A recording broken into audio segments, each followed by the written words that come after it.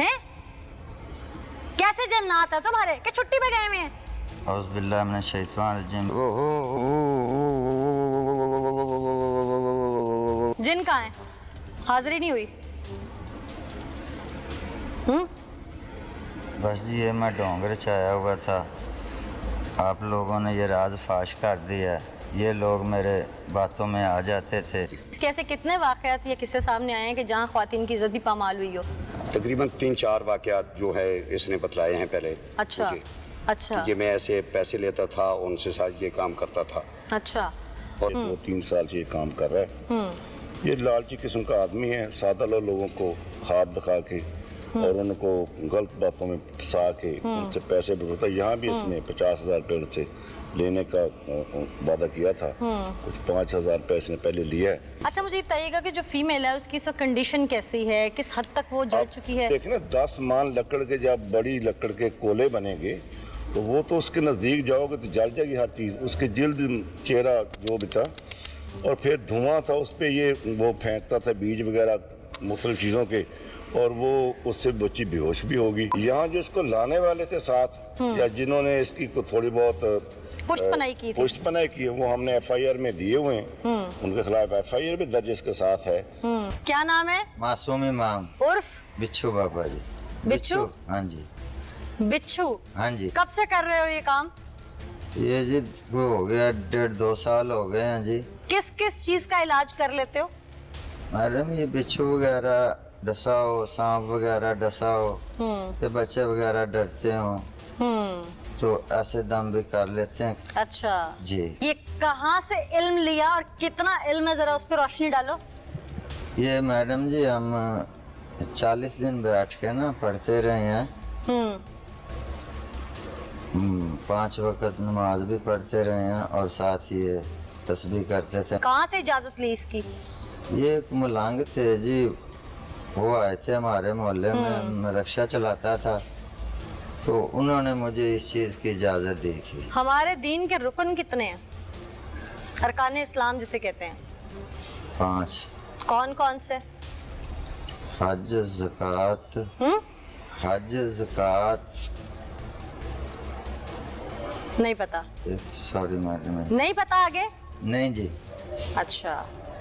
ईमान की सिफतें कितनी हैं? कितनी है? ये मान की सिफ्त है जी, पता नहीं जी। नहीं पता। ये शख्स जिससे बेसिक्स हमारे दीन के अरकान इस्लाम कितने हैं और कौन से हैं, जो कि शायद एक नर्सरी के बच्चे को या 1 क्लास के बच्चे को भी पता होता है, वो इस बिच्छू पीर को नहीं पता और ये कहता है कि ये बाइलम और बावल है। इसको जब बच्चा नूरानी कायदा ख़त्म करता है तो सबसे पहले उसे ईमान की सिफतें और चंद छोटी छोटी चीज़ें याद करवाई जाती हैं। इस शख्स को वो नहीं पता और ये कहता है कि बाइल्म और बाअमल है। अभी ये कितना बाइल्म है और कितना बाअमल है, इसका अमल वो मैं इसी के मुंह से आपको सुनवाती हूँ। ये जो इलाज करते थे ये किस किस तरह से करते थे पढ़ाई के अलावा? ये जी पढ़ाई के अलावा जी वो मच लगाते थे, लेकिन उस पर भी मैडम पढ़ाई करनी पड़ती है। मच मतलब आवाम को समझाओ हमारी। वो कोले वगैरह, मतलब 1 किलो 2 किलो कोले लिए, उसमें दिखाई, फिर उसमें वो सरसों राई से डालते हैं। अच्छा। वो धुआं सा। क्या काला इल्म करते थे? जहाँ तक मुझे पता है रूहानी इल्म जो लोग करते हैं वो नमाज पढ़ के, वजीफा या तस्बीह कोई करके, कोई फजर के वक्त करते हैं, कोई तहज्जुद के वक्त करते हैं, कोई इस तरह का वजीफा। ये मच वगैरह जला के इस तरह का तो हमने आज तक जितने प्रोग्राम्स किए हैं, मैंने तो काले इल्म वगैरह के जो ये फेक बाबे होते हैं मैंने उनको देखा है। वो मैडम जी असल में बात ये है कि वो इस रूहानियत से इस आग का क्या ताल्लुक?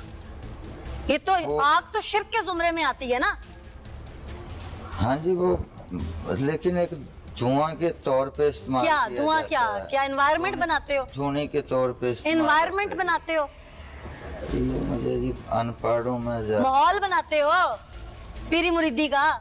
नहीं, बस वो मरीज को देते हैं जी थोड़ा सा तो वो रिलैक्स हो जाता है बस। ये अच्छा रिलैक्स किया तुमने कि मरीज बर्न यूनिट तक पहुंच गया। थोड़ा सा सेक लग गया है। थोड़ा सा सेक लग गया तो गलती है ये थोड़ा सा सेक लग गया। वो तपश, वो जो सुलगाहट उसे दी वो देनी जरूरी थी। नहीं मैडम, वो जरूरी नहीं थी, बस वो साथ मेरे वो उनके भाई भी थे, तो वो मैं मार्च पे खड़ा पढ़ाई कर रहा था, तो धुनी उन्होंने दी थी। एक मिनट, ये कहता है कि उसके भाई मौजूद थे, मैं सिर्फ वहां खड़ा था और कोई वजीफा कर रहा था, जो कि पहली बुनियाद ही इसने शिर्क से शुरू की, आग जलाकर, आग के गिर्द इबादत और ये वो सब। ये तो हम सुना करते थे ज़माना जाहिलियत में, जब हमारे नबी ने आके लोगों को इस शिर्क से निकाला था। खैर, ये शख्स इल्ज़ाम लगाता है, बिच्छू पीर, मैं पढ़ रहा था और उसके भाइयों ने उसको सुलगाहट दी। सबसे पहले हम उन्हीं की जानिब चलते हैं, उस फैमिली की जानिब, कि कोई अपने बच्चे को या अपनी किसी भी फैमिली मेंबर को इस तरह से सुलगाहट देकर इस हद तक जला सकता है कि वो आईसीयू में, बर्न यूनिट में जिंदगी और मौत की जंग लड़ने तक पहुंच जाए, या उसकी जिंदगी की सांस की डोर कब टूट जाए। क्या वो ये सब करने के लिए इसको इसके पास लेके आए थे? उन्हीं से बात करते हैं, फिर वापस इसकी तरफ आएंगे और इसके जो झूठ हैं, जो ये बहतान उन पे लगा रहा है, फिर इससे जवाब पूछेंगे कि ऐसा क्यों। एक तो उनकी बच्ची के साथ ये सब कुछ किया और उसके बाद उनको रुस्वा कर रहा है। अस्सलाम वालेकुम जी। वालेकुम सलाम। आपकी बहन जली है एक जाली आमिल के हाथों। हाँ जी। आप लोग क्यों गए थे? किसने बुलाया था और उस आमिल का किसने बताया था आपको? किसी ने बताया था, ये फलानी जगह लाहौर में रहता था वो। अच्छा। ये बहुत अच्छा काबिल है, वो इलाज कर देगा। फिर उसने गारंटी शुदा कहा मैं कर दूंगा। बहन को क्या मसला था? बहन का कोई पता नहीं लग रहा, कोई जैन तवज्जो, पहले बहावलपुर में दाखिल रही 15 दिन। बीमारी क्या थी उसे? बीमारी तोड़ फोड़ करती थी, 4-5 दिन खाती पीती नहीं थी। उम्र कितनी है बहन की? बहन की 18 साल उम्र उसकी। आपके घर में रहा अमल? एक रात रहा था। उस रात के दौरान उसने कोई अमल किया? क्या किया? धूनी वगैरह देता रहा, पढ़ता रहा। क्या कहता था वो? 15,000 का सामान मंगाया हमसे। 15,000 एक गरीब के लिए बहुत मायने रखता है। हाँ जी, हमने किसी पे लेके ये नहीं कि अपनी बहन का इलाज कराने के लिए। फिर उसने क्या बताया कि आपकी बहन को क्या मसला है? कहते इसमें 5-6 भी मुसलमान नहीं है, हिंदू हैं। कि हिंदू क्या है? भी पर बारलीवा जिन्नात। जिनादा सर। हाँ। फिर कहते वो इसमें से निकालेंगे धुनिया वगैरह दे के। फिर वो अपनी कार्रवाई शुरू कर दी, धुनिया देने लगा। पहले बाहर देता रहा, फिर अंदर कमरे में ये निकल ले गया। किसको ले गया? मेरी बहन को। अच्छा। फिर यही इस कमरे में सामने इस मंजिल- कमरे में? हाँ जी, सामने। फिर ये इनके ऊपर खेस दे दिया, बहन के? हाँ, हाँ। केस दे दिया, तो तस्लीम में आग लेके वो देता रहा धुनिया। जब वो ये सब कर रहा था तो बहन शोर डाल रही थी कि छोड़ो मुझे? बोलती है नहीं मैं नहीं करवाती, ये कौन है, ये काबिल नहीं, अच्छा नहीं पी रहा है, वैसे बोलती रही। जो आप लोगों की आंखों के सामने वो आपकी बहन की जिंदगी बर्बाद कर रहा था? ये इनके ऊपर उसके खेस दिया, वो देसी कपड़ा था। अच्छा। हमें ये इतना धुआं धुनिया बीच गिरता रहा, जो चीजें थी आस पास, ये इनके तसला लेके घूमता रहा। अच्छा। हमें पता नहीं लग रहा था। पता नहीं चल रहा नहीं था? जी, पता नहीं लगा उसे पता नहीं चला? नहीं। क्यों? बेहोश थी?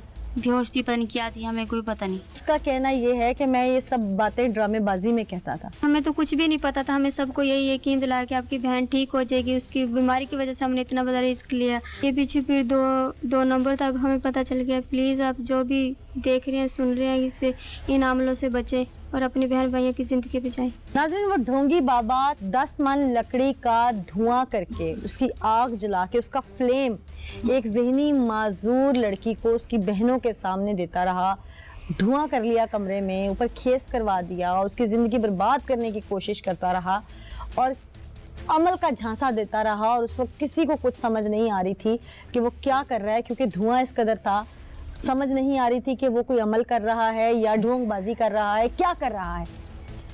उसने जो कुछ किया हम उसी की जुबान से आपको सुनवाएंगे आगे चल के प्रोग्राम में। इसके ऐसे कितने वाक़यात या किस्से सामने आए हैं कि जहां ख्वातीन की इज्जत भी पामाल हुई हो? तकरीबन 3-4 वाक़यात जो है इसने बतलाए हैं पहले। अच्छा। मुझे अच्छा। कि मैं ऐसे पैसे लेता था, उनसे साथ ये काम करता था। अच्छा। और 2-3 साल से ये काम कर रहा है।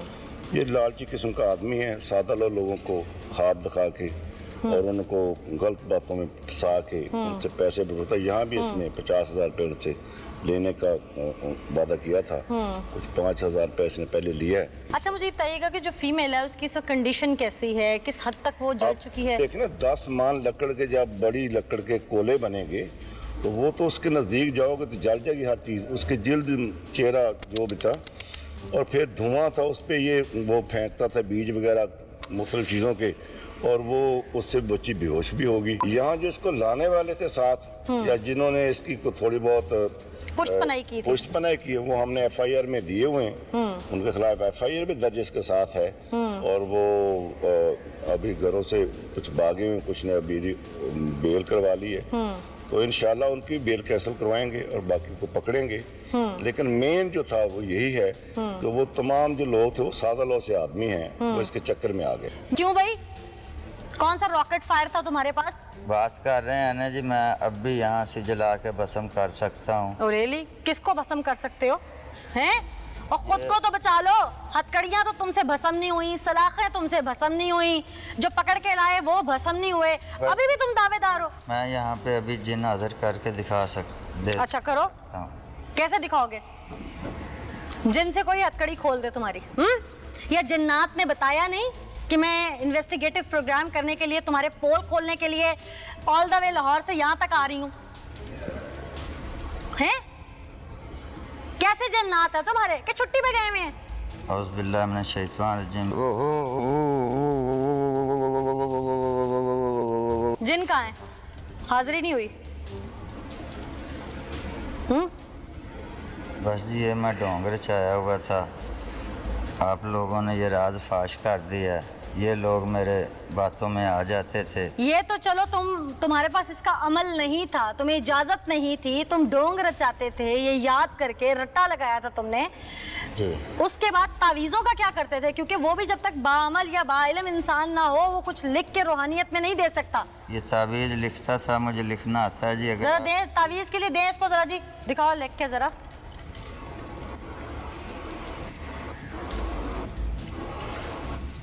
जिन हाजिर हो जाएगा इस तावीज़ से? हैं? मैडम यहाँ तो नहीं हो सकता, लेकिन क्यों यहाँ क्यों नहीं होता? जिनको पुलिस वालों से डर लगता है, थाने से डर लगता है, या कैमरों से डर लगता है? मैडम आप समझदार हैं, ये लोग आ जाते हैं बस वर्गलाने में। ये गिनती लिख रहा है, इस गिनती ये कितनी सही है कितनी गलत, ये तो कोई बाअमल बाइल्म देख के बता सकता है। लेकिन अभी तक जो चीज़ें ऑब्जर्व की गई, इन्वेस्टिगेट की गई, जिस शख्स को ईमान की सिफ़तों का नहीं पता, अरकान इस्लाम का नहीं पता, जो शख्स अपने मुंह से तस्लीम कर रहा है कि मैं लोगों को बेवकूफ़ बनाता हूँ, आग यानी वो उस शिर्क की बुनियाद, जैसे कि आग की परस्तिश करना, दूसरे लफ्ज़ों में उसके गिर्द सुलगाहट पैदा करना और ढोंग रचाना, ड्रामेबाजी करना और उन चीज़ों का दावेदार होना जो अल्लाह के अलावा कोई नहीं कर सकता। किसी को औलाद देना अल्लाह के हाथ में है। अल्लाह कहता है मैं जिसे चाहूँ औलाद दूँ, जिसे चाहूँ बेटा दूँ, जिसे चाहूँ बेटी दूँ, जिसे चाहूँ कुछ ना दूँ। पर ये ढोंगी अमल इस चीज़ में शिर्क करते हैं, यानी कि दूसरे लफ्ज़ों में ऐलाने जंग उस रब से करते हैं कि जिसने ये तमाम चीज़ों का इख्तियार अपने हाथ में ले रखा है। तुम लोगों को अल्लाह से डर नहीं लगता? जिसके साथ तुम शिर्क करते हो, ऐलाने जंग करते हो, उसके एक इशारे से तुम भस्म हो सकते हो। तुम लोगों को भस्म करने की बात करते हो, तुम पुलिस वालों को भस्म करने की बात कर रहे थे। कब से थी ड्रामेबाजी तुम्हारी? ये जी कुछ 1.5 साल हो गया है जी। और अब तक कितने पैसे कमा चुके हो और कितने लोगों को बर्बाद कर चुके हो? ये तीसरी जगह काम किया था जी। पहले 2 जगह पे क्या हुआ था? तो लोग आसानी से बेवकूफ़ बन गए थे, ज़्यादा करने की कुछ ज़रूरत नहीं पड़ी। और अब ये अब तीसरी जगह थी ये तुम्हारी? हाँ ये तीसरी जगह थी। ये